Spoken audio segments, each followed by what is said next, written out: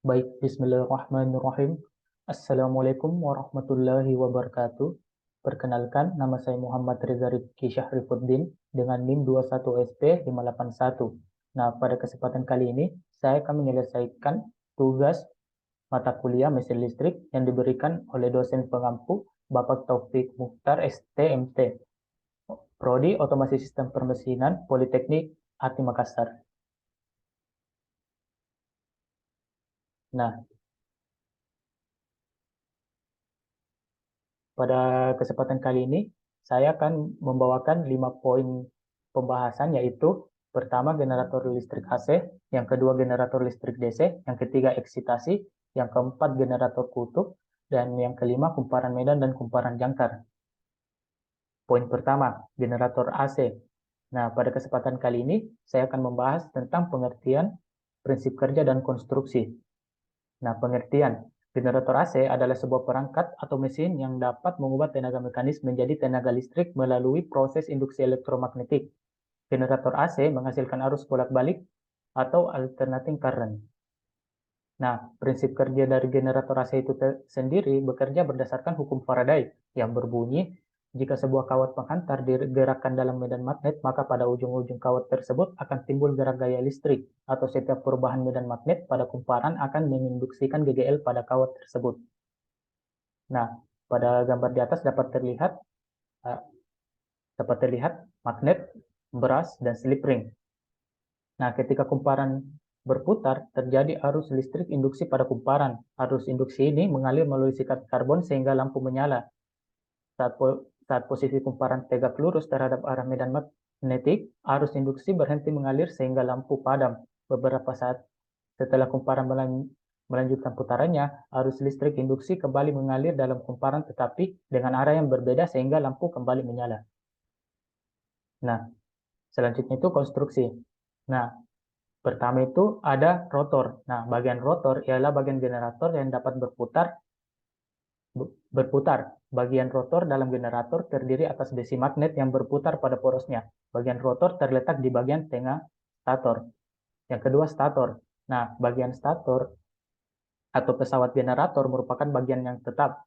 Bagian stator terdiri atas alur-alur yang diteliti gulungan kawat email. Nah, gulungan kawat email pada stator dirangkai dalam hubungan tertentu, dan gulungan kawat ini dipotong atau dilindungi oleh rumah generator itu sendiri dari goncangan yang diakibatkan oleh putaran rotor. Nah, yang ketiga ada rangka stator. Nah, rangka stator ini adalah bagian generator yang sangat penting sebagai tempat kedudukan bagian-bagian komponen generator. Rangka stator biasanya terbuat dari besi tuang. Rangka stator merupakan rumah dari bagian-bagian generator yang lain. Yang keempat itu slip ring atau cincin geser, dibuat dari bahan kuningan atau tembaga yang dipasang pada poros dengan memakai bahan isolasi. Slip ring ini berputar bersama-sama dengan poros dan rotor. Jumlah slip ring ada 2 buah, yang masing-masing slip ring dapat menggeser sikat arang, yang masing-masing sikat arang positif dan sikat arang negatif, berguna untuk mengalirkan arus penguat magnet ke lilitan magnet rotor. Nah, selanjutnya poin pembahasan kedua yaitu generator DC. Nah, pembahasan kali ini yaitu pengertian, prinsip kerja, dan konstruksi. Nah, pengertian. Generator DC merupakan sebuah perangkat mesin listrik dinamis yang mengubah energi mekanis menjadi energi listrik. Generator DC menghasilkan arus DC atau arus searah. Generator DC juga dibedakan menjadi beberapa jenis berdasarkan dari rangkaian belitan magnet atau penguat eksitasinya terhadap jangkar atau angker. Jenis Nah, umumnya jenis generator itu ada 3, yaitu generator penguat shunt, penguat terpisah, dan generator kompon. Nah, prinsip kerja dari generator DC sendiri itu yaitu sama dengan generator AC, yaitu hukum Faraday yang menyatakan jika sebatang penghantar berada pada medan magnet yang berubah-ubah, maka pada penghantar tersebut akan terbentuk gaya gerak listrik dengan menggunakan komutator menghasilkan tegangan DC. Nah, dapat dilihat dari gambar di atas, jika rotor diputar dalam pengaruh medan magnet, maka akan terjadi perpotongan medan magnet oleh lilitan kawat pada rotor. Hal ini akan menimbulkan tekanan induksi. Pada posisi ini terjadi perpotongan medan magnet secara maksimum oleh penghantar. Nah, pada penghantar akan menghasilkan tegangan induksi nol. Hal ini karena tidak adanya perpotongan medan magnet dengan penghantar pada jangkar atau rotor. Daerah medan ini biasanya disebut daerah netral.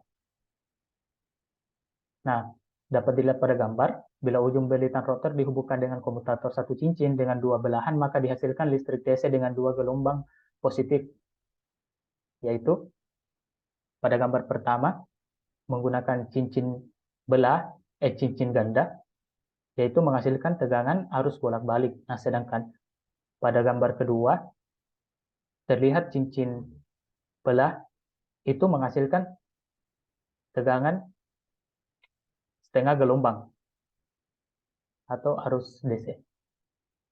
Nah, konstruksinya itu sendiri pada umumnya generator DC dibuat dengan menggunakan magnet permanen dengan 4 kutub rotor, regulator tegangan digital, proteksi terhadap beban lebih, starter eksitasi, penyearah, bearing dan rumah generator atau chassis, serta bagian rotor. Nah, pada gambar Nah, pada gambar itu sendiri, terdapat komutator, penguat eksitasi, papan terminal, jangkar, lubang angin, dan poros penggerak. Nah, nah, kita masuk poin pembahasan yang ketiga, yaitu eksitasi.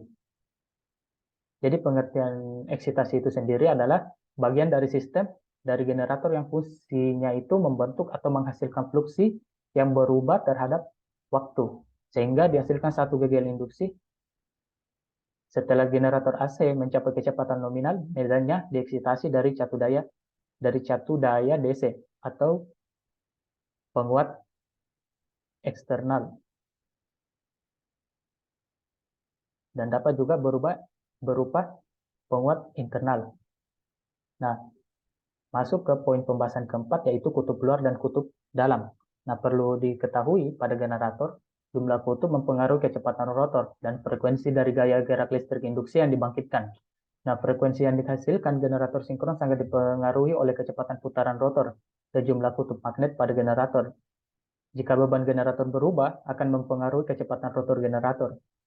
Nah, adapun jenis generator berdasarkan letak kutubnya itu dibagi menjadi dua, yaitu generator kutub dalam dan generator kutub luar, di mana generator kutub dalam mempunyai medan magnet yang terletak pada bagian yang berputar, yaitu rotor. Nah, sedangkan generator kutub luar mempunyai medan magnet yang terletak pada bagian yang diam atau stator.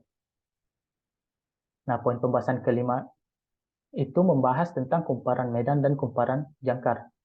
Nah, kumparan rotor atau kumparan medan merupakan unsur yang memegang peranan utama dalam menghasilkan medan magnet. Kumparan ini mendapat arus searah dari sumber eksitasi tertentu. Kumparan stator atau kumparan jangkar adalah tempat terbentuknya GGL induksi yang diakibatkan adanya perpotongan medan magnet putar dari rotor yang memotong kumparan jangkar atau pengantar stator. Nah, suatu kumparan motor akan berfungsi apabila mempunyai kumparan medan.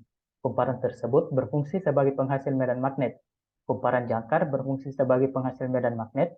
Kumparan jangkar juga berfungsi sebagai pembangkit GGL pada konduktor yang terletak pada alur-alur jangkar. Baik, mungkin itu saja yang dapat saya sampaikan. Terima kasih atas perhatian dan waktunya. Mohon maaf bila ada kesalahan, lebih dan kurangnya mohon dimaafkan. Wabillahi taufiq wal hidayah. Wassalamualaikum warahmatullahi wabarakatuh.